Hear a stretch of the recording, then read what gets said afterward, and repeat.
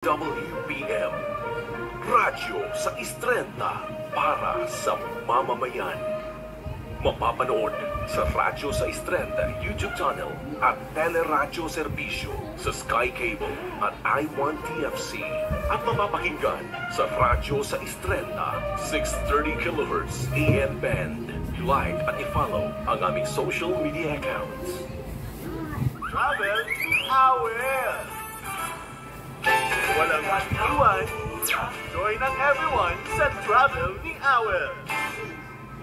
Nagpapatuloy po ang Travel ni Awel. Oh, ang ganda ng stopover natin, diba? Meron pa magandang balita. Pero this early, tumutupok kayo, huwag kayong bibitaw dahil mamaya marami pa po tayong guests. At ako kakaibang Travel ni Awel ngayon dahil foodang, lapang, kainan sa Malabon ang ating pupuntahan, diba? Kaya dapat pupunta na po kayo dito sa ating Travel ni Awel. Naku, maya-maya rin po makakapiling pa rin natin iba nating mga guests. Kaya ngayon pa lang po, via Zoom, makakapiling po natin ng isang travel enthusiast. Naku, alamin po natin usapang food trip. Ang pag-uusapan po natin dito, via Zoom, makakapiling po natin Alfonso Aristan Almonte Jr. Welcome aboard, Alfonso! Yes, Yawel. Hi! Nakakatuwa naman yung pangalan mo, puro A. Triple A, para kang battery. Triple A, di ba? Ganyan. So ano itatawag ko sa iyo, Alfonso, Aristan, Almonte, o Junior? Pwede na po yung Alfonso. Alfonso, ayan, ako. Kahit na parang tinatawag dito yung tatay ko. Okay. Okay, pag gano'n naman, Alfonso, ganon. Yeah, si tatay yun. Pero pag ikaw, Alfonso, ganyan. Nako, Ponsi na lang, Ponsi. Di ba? Sa atin dalawa, nung high school po ako, Ponsi po ang tawag na. Talaga? O, di ba? Ang ganda naman. Ponsi, hindi naman halata na isa kang food enthusiast, ha? Bakit Yes, naman? Po. Okay. Oo, di ba naman? Bakit sa dinami-dami, kahit sino naman po, pagkain, kahit saan tayo pupuntang lugar, magta-travel, naku, I'm sure yung mga nanonood ngayon sa buong mundo, namimiss yung mga pagkain Pilipino, di ba? Parang ikukwento mo sa akin, paano nagsimula ang iyong pagiging travel at food enthusiast? Kasi po ako yung Awel, na-introduce po ako sa pag-akit ng bundok ng mga tropa. Ay, Yawel, pwede po bang mag-shoutout muna po kasi na-requestan po ako ng mga tropa. Sige po, umpisa pa lang po kasi para hindi natin magkalimutan. Tapos sabihin nyo rin sa kanila, i-share itong episode natin para mas maraming manood. So, shoutout ka na po, Ponsi. Yes po. Yes, shoutout sa mga grupo po, sa Grupo 93, sa Bertrex Mountaineers, Wixar Travelers, Tropang Bex, yan. Sana wala akong nakalimutan. Yan, like, share, and subscribe po kayo sa wala po kayong nakalimutan. I'm sure nagkaingayan, talagang sigawan, lalo na yung Tropang Bex na binati po ninyo. Mukhang yan ang mga nagkagulo, di ba? May mga pahampas pa yan sa go Ponzi, go, ganun. Nagtilian pa yung mga yan, di ba? Ngayon, nagtatalunan ang mga Tropang Bex mo, di ba? So, Ponzi, mga group, sila, grupo ng mga travelers po yung mga. Very nice. Ang saya niya, di ba? Alam mo yung mga tao bigla magtitilian sa daan, tapos akala mo laging may parada. Ganon, di ba? Masaya yan. So, Ponsi, saan yung unang bundok na inakyat mo? Sa Mount Palay-Palay o mas kilala po sa pangalang Pico de Loro. Pico de Loro ba? Sinabi mo? Yes po, yes. Oo, tama pala yung rinig ko. Kasi pinupuntahan din namin yung Pico de Loro pag pupunta kami dyan sa may Batangas, di ba? At meron yun, may isang resort dyan na pwedeng umakyat doon, di ba? Oo. So, karamihan ng mga napuntahan mo, Luzon lang ba? O nakapunta ka rin ng Visayas, Mindanao? Yung mga bundok po, sa Luzon. Pero nakapag-travel na rin po ako ng Cebu and Davao. Pero Palawan, Boracay, napuntahan mo na rin yan. Po, yung Palawan, yes po, yung Balabac po. Sarap. Sa Balabac. nakakatuwa naman yung mga pinuntahan mo. Parang lahat ng sinabi mo, dream destination ng bawat Pilipino na gusto talagang pupuntahan. Pero ikaw, pag pupunta ka talaga sa isang lugar, ano yung hinahanap mo? Ano yung, kaya ako pupunta dito dahil eto talaga yung nasa bucket list ko. Alam niyo po sa panahon po natin ngayon sa social media, madali na po kasi malaman kung ano yung mga magandang gawin sa isang lugar. At madalas po na lumalabas dyan, nag-search ka po, is pagkain po talaga. Kasi po, as a traveler po, kailangan po kasi natin kumain. And instinct na po natin na every time na makakita na isa ito, gusto natin titikman yung mga bago sa pagkasa natin. And I believe po kasi talaga na for us travelers, we should not only see the sights. We should always wanted to indulge in the culture. And the best way to yan is to taste no. Tikman po natin yung meron sa lugar. At kaya po, hindi pa talaga kasi po pag-ibala yung pagiging traveler and upgrade po sila sa pagiging. Kasi po, yun po talaga kakain. Competitive po siya.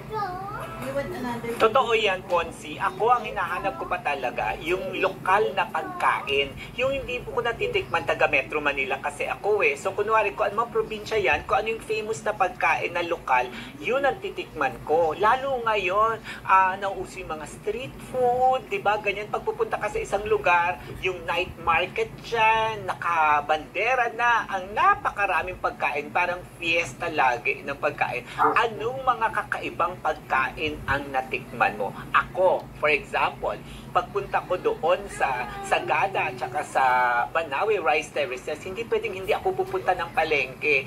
Kasi sa palengke, doon ko unang natikman yung turon, pero ang laman niya sa loob ay biko na may leche flan at ube. Di ba kakaiba? Kasi ang turon namin dito sa Metro Manila ay saging na may asukal.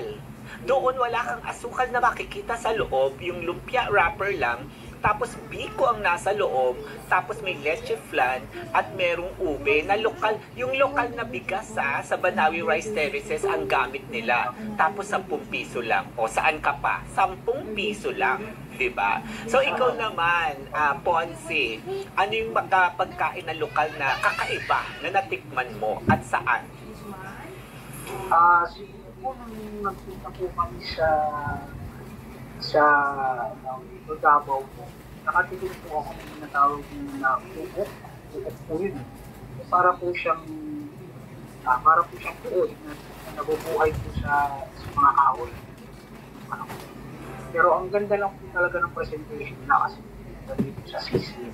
So, wow. Hindi mo na masasabi na nakaka-curious. Pero, yun po talaga, isa po yun sa mga hinanap ko dahil isa po yun sa mga sikat. At maganda ito, pag bumabiyahe ka pala, lalo sa panahon ngayon, kasama mo ang iyong daughter at ang iyong family, di ba? Share mo nun, kasi iba pa rin kasi pag nag-travel with your family, hindi mo lang solo. Kasi ako, kunwari, mag-isa ako nakapunta ng abroad or kung saan, lagi kong iniisip na sana madala ko rin ang pamilya ko dito. O share mo naman yung experience na nagta-travel with your own family at ano yung kakaibang fun ninyo. Yes po. Kasi po, kami po ni Mrs.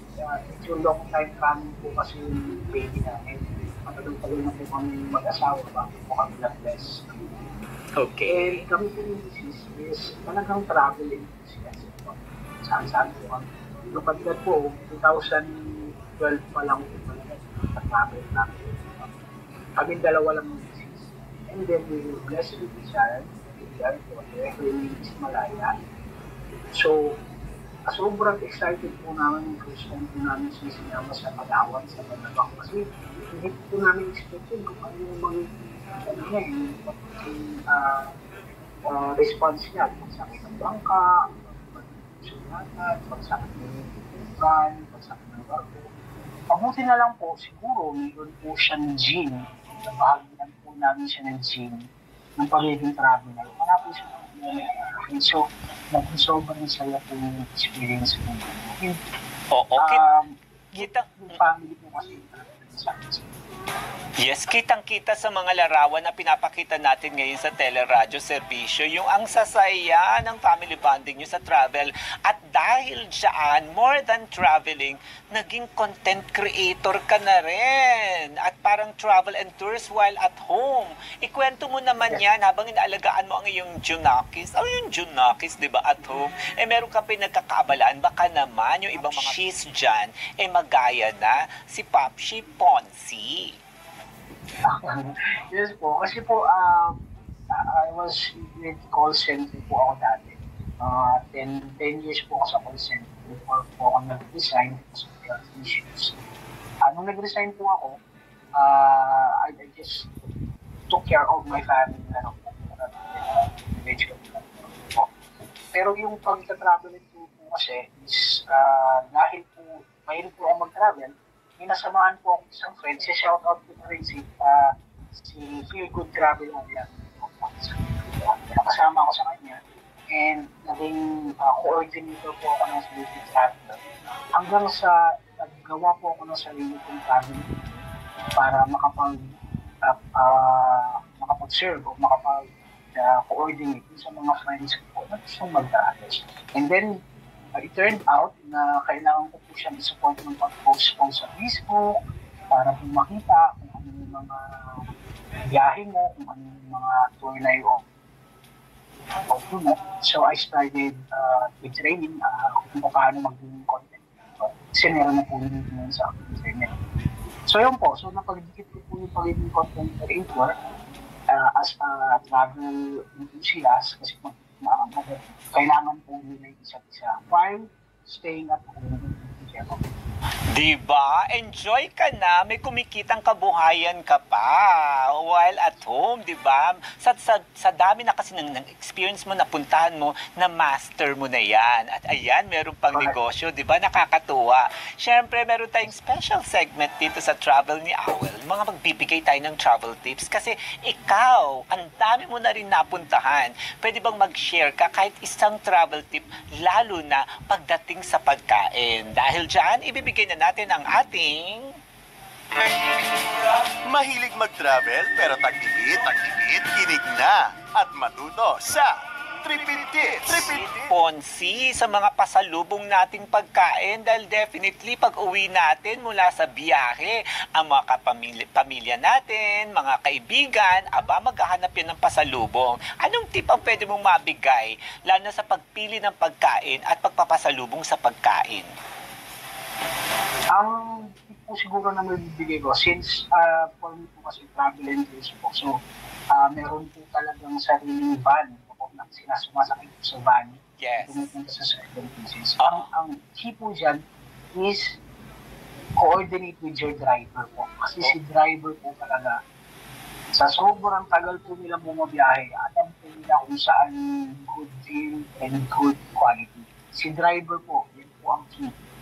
Kaibiganan niyo po si driver dahil sila po talaga yung nakakaalam mo pinakamaganda, pinaka-quality, pinakamasarap. Hindi po ba sa atin sa Pilipinas, makikita niyo yung pinakamasarap na karinderya pag puno ng driver? Oo. Yes po. Yun po ang pinipilahan.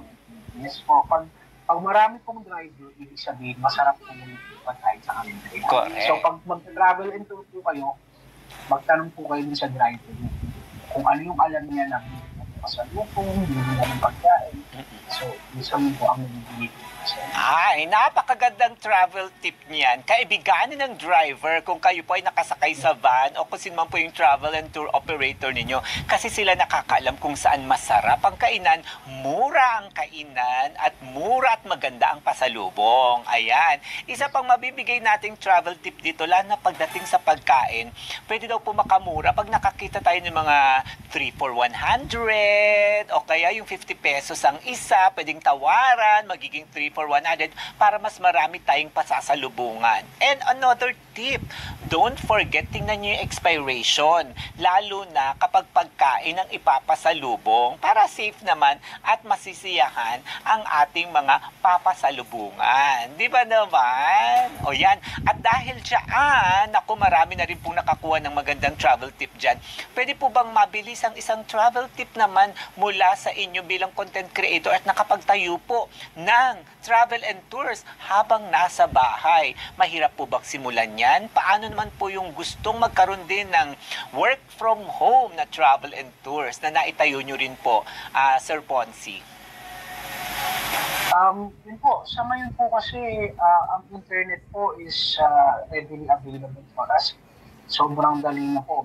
Marami po mga trainings po sa internet. You just have to do background checks sa mga sites. Pero marami na po talaga nag-o-offer on how to be trained to how to create contents properly.